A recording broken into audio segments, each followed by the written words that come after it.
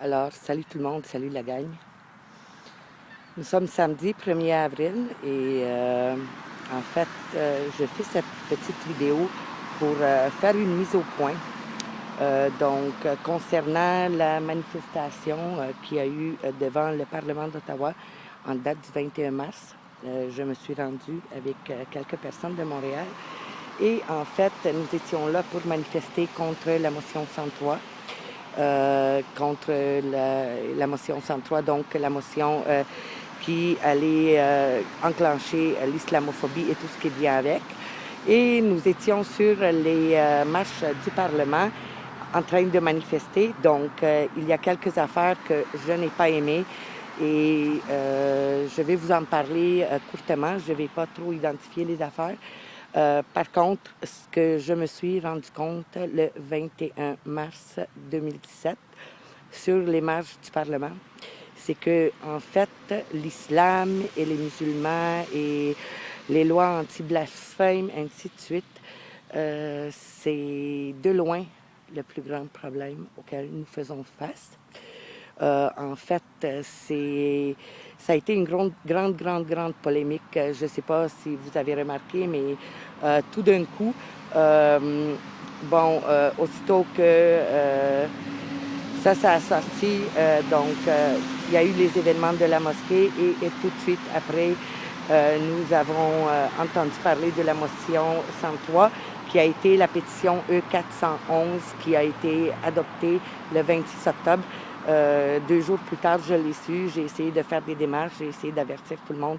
Par contre, il n'y a pas grand monde qui ont payé attention. Bon, là, nous sommes rendus où ce que nous en sommes. Et je me suis toujours dit, et j'ai perdu ça un petit peu de vue, c'est lorsqu'il y a un sujet qui est médiatisé fortement et il y a une grande polémique autour, c'est qu'on est en train de distraire la population, on est en train de diverger notre attention et la monopoliser sur un sujet en particulier, qui n'est pas le plus gros problème auquel on fait face. Donc, la façon que je peux vous expliquer ça vite, en fait, c'est comme des miroirs en fumée qu'on regarde, à travers lesquels on regarde. Et il y en a plusieurs et on ne sait pas derrière lequel la vérité se cache. Donc, ils ont tous l'air pareil. Et pourquoi je vous dis ça? En fait, nous étions là en train de manifester pour la liberté d'expression. Et il y avait la gang d'Antifa qui était juste en face, que moi je traite de communiste. Et j'ai demandé à la personne qui avait le micro en ce moment, c'était une des suffragettes contre l'islam. En fait, je lui ai demandé le micro et j'ai dit, je peux-tu adresser aux Antifa 2 secondes? Elle m'a dit, oui, as-tu quelque chose à leur dire? J'ai dit, oui, effectivement. En fait, pour ceux qui me connaissent un petit peu, je suis une importée. Je proviens de l'ancien bloc de l'Est, donc les pays communistes en fait, le communisme est très dangereux. C'est de ça que nous nous sommes sauvés, moi et ma famille. Et je vois exactement ce qui est en train de s'installer et malheureusement, on diverge notre attention vers d'autres choses pour pas qu'on s'en rende compte. Et en prenant le micro, je leur ai simplement dit en anglais qu'ils ne savaient pas en fait c'est quoi qu'ils faisaient et c'est quoi qu'ils souhaitaient. Et j'ai osé traiter d'un sujet que je ne savais pas. Il n'y a pas de loi en tant que telle qui empêche ça. Mais, par contre, il y a des gens qui sont toujours sur la place et qui s'assurent que le sujet qui est traité, donc que la manifestation, elle gère du sujet qui est supposé d'être géré et surtout pas diverger. Surtout pas diverger du sujet. Donc, en prenant le micro, je leur ai dit qu'ils faisaient partie de quelque chose de contrôlé.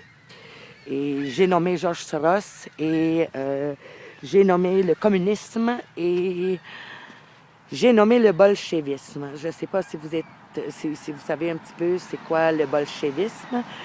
Vous pouvez regarder, si vous voulez un petit peu historiquement, c'est ce qui a déclenché pas mal toutes les révolutions. Évidemment, une révolution est toujours déclenchée, elle est toujours prévue, elle est toujours instigée. C'est pas un hasard tout ce qui arrive. Et c'est toujours les mêmes personnes qui font ça, donc depuis très très longtemps. Donc, je vous encourage fortement de faire la recherche sur le bolchevisme. Vous pouvez aller regarder la révolution de la Russie, donc lorsque le dernier tsar, dernier monarque de la Russie a été tué. Et vous pouvez aussi regarder qu'est-ce qui est arrivé en Allemagne. En fait, partout où il y a un renversement de gouvernement, on crée le chaos et aussitôt que le gouvernement est tombé, il y a d'autres personnes qui prennent la place. Donc, ça devient le pouvoir. C'est un pouvoir qui n'est jamais élu et ces gens-là se présentent toujours au peuple comme les sauveurs du peuple, comme ceux qui ont fait tomber la mauvaise administration. Donc, les gens sont juste contents de se débarrasser de cette administration qui était toxique à ce qui ont été présentés. Donc, de leur point de vue, de ce qui leur a été présenté, c'est toxique. Donc, j'ai eu le coup. En fait, j'ai dénoncé ça. Je leur ai dit aux antifas sur les marches du Parlement qu'ils étaient contrôlés, ils étaient financés par la mauvaise partie et je les ai avisés qu'ils ne savaient pas qu'est-ce qu'ils voulaient. En fait, il y a un monsieur qui traînait là, qui n'avait pas d'affaire à être lié aucunement à Sandra Solomon, qui faisait le speech sur les marches du Parlement, et non plus à Georges Jalac, que j'ai vu en dernier, que je ne sais pas où il était. Il était là, mais je ne l'ai pas vu. Je l'ai vu donc vraiment à la toute fin. Et ils n'avaient pas l'air à être liés non plus, aucunement du tout. Par contre, quand j'ai osé parler de ça, je l'ai entendu par en arrière. Il est allé voir madame qui faisait partie des suffragettes, qui m'a passé le micro. Et il a dit, non, non, non, she cannot say that here. Donc, non, non, non, elle ne peut pas dire ça ici. Alors, vous voyez que la liberté d'expression, c'est jamais une chose qui est libre et gratuite. Et même si nous semblions être, même si nous étions là avec les meilleures intentions pour nos droits fondamentaux, pour notre liberté d'expression, c'est là que je me suis rendu compte que Mme Sandra Solomon, ainsi que la coalition des Concerned Canadian Citizens, dont le chef est Georges Jalac, c'est de l'opposition contrôlée. Donc, c'est ceux qui contrôlent notre gouvernement, qui contrôlent aussi ce mouvement-là qui est apparu tout d'un coup de nulle part et qui semble avoir beaucoup de pouvoir, même que les médias en parlent. Donc, moi, j'aimerais aussi en même temps, le 21 mars 2017, lorsqu'on a fait cette manifestation sur les marches du Parlement, Sandra Solomon, elle a sorti 5 drapeaux de 5 États islamiques. Il y avait l'Arabie saoudite, l'Iran, il y avait le Pakistan et il y avait la Turquie et un autre, je ne me rappelle pas trop. Donc, nous savons que Iqra Khalid, au Parlement, celle qui a parti la motion M103, en fait, cette madame-là, elle vient du Pakistan. Ainsi, il y a eu la Turquie, l'Iran. Et j'aimerais juste préciser publiquement que si j'avais su, si on m'avait averti que ça se passerait, j'aurais pas été sur les marches du Parlement à côté de Sandra Solomon. Ça n'a pas été fait en mon nom. Oui, il y a des choses qui se passent en ce moment. Il y a l'islam qui nous est démontré comme le problème majeur. Ce que j'ai appris et rapidement ce que je vais vous dire, c'est que les musulmans, ils sont autant victimes que nous là-dedans. Donc, ils ont été contrôlés. Ces démarches-là, cette migration de masse-là, c'est aussi quelque chose qui est contrôlé. Et donc, il s'agit juste de suivre l'argent, en fait, et de suivre les événements et se demander c'est à qui que ça profite au bout de la ligne. Et dites-vous que ce ne sont pas les pauvres musulmans qu'on paye, en fait, pour quitter leur pays et pour émigrer en masse. Donc, là-dessus, c'est tout ce que je peux vous dire. Donc, j'aimerais me dissocier de ça. C'est en aucun cas, je n'aurais par moi-même encouragé un tel geste. Oui, c'est des pays qui sont problématiques. Par contre, ce sont aussi des pays, il y en a un particulièrement là-dedans, qui est l'Iran, qui tient fortement tête à toute cette mondialisation-là et toute cette prise de pouvoir mondiale qui est en train de se passer. Donc, jamais, jamais on ne pile sur le drapeau d'un pays comme ça publiquement, ce que je me demande. En fait, il y avait des policiers et tout. Comment ça se fait que ce geste-là a été permis? Donc, posez-vous toujours les bonnes questions, le pourquoi du comment. Et je suis pour la liberté d'expression, mais je suis pour la liberté d'expression sous toutes ses formes. Donc, toute idéologie doit être critiquable. Et là, nous n'avons pas trouvé et isolé le bon ennemi. C'est tout ce que j'ai à vous dire là-dessus. Donc, je vous encourage fortement de faire vos recherches sur le communisme et le bolchevisme. Vous allez un petit peu comprendre qu'est-ce qui est en jeu. Tout dépendamment où vous faites vos recherches, je vous encourage de faire vos recherches sur des sites et auprès des documentations qui ne sont pas connues par tous. Donc, pas Wikipédia, pas Infowars, pas ces trucs-là. Si vous voulez, vous avez beaucoup d'informations adéquates sur africancrisis.com. Donc, African Crisis, les crises africaines, tout ensemble, .com. C'est un site Internet qui n'est pas très, très fancy.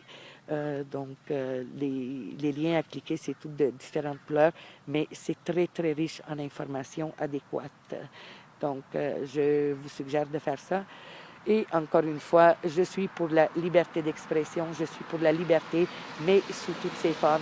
Et lorsque je suis sur les marches du Parlement, et lorsque une personne qui a une pancarte dans les mains qui dit que la liberté d'expression est une valeur canadienne, mais aussitôt que je touche à un sujet qui est protégé, il vient, et c'est pas lui personnellement. Il est allé aviser la suffragette qui m'a passé le micro. Et cette madame-là est venue et elle ne comprenait même pas elle-même, je suis convaincue, de quoi qu'il s'agissait. Par contre, elle est venue, elle a pris le micro, puis elle a dit « Oui, je comprends que vous avez traversé des périodes difficiles. » Et c'est le moment que j'ai compris que, en fait, les organisateurs de Council of Canadian Citizens et Sandra Solomon sont de l'opposition contrôlée. Donc, c'est ceux qui contrôlent nos gouvernements qui ont créé cette opposition-là. C'est leur façon de fonctionner. Il faut qu'ils contrôlent tout. Comme ça, ben, c'est sûr et certain qu'il n'y a pas une tentative de prise de pouvoir dont ils ne seraient pas au courant et qui serait soudain et incontrôlable. Comme, par exemple, lorsque Hitler a repris le contrôle de l'Allemagne. Donc, je vous encourage fortement, faites vos recherches et moi, je vais exposer mon information, mais de façon structurée, car ce sont des informations qui sont très difficiles à exposer. Et donc, les gens qui les exposent n'ont pas accès au grand public pour longtemps. Donc, là-dessus, je vous embrasse tous, je vous aime fort. J'espère que vous ne m'en voulez pas. Et je vais toujours être présente. Par contre, peut-être moins ouvertement et je vais revenir bientôt, c'est promis, promis, et je vais avoir toujours de l'information adéquate pour vous tous. Évidemment, je vais, pour les amis proches, pour mes frères et sœurs, je vais vous transmettre ces informations-là en privé, peu par peu, pour que nous puissions être au même niveau. Donc, encore une fois, salut la gang, salut Québec, et lâchez pas. Et rappelez-vous, ce qui est le plus important dans tout ça, c'est pas la polémique et qu'est-ce que les gens y pensent et c'est quoi les préjugés contre ça. L'important avant tout pour nous, civilisation occidentale, c'est la vérité. La vérité à tout point. Et je le répéterai jamais assez. La vérité, et peu importe ce que cette vérité contienne, qu'on l'aime ou pas, c'est important d'y avoir accès parce que notre survie en dépend. Donc, encore une fois, bonne semaine à tous et je vous recontacte sous peu.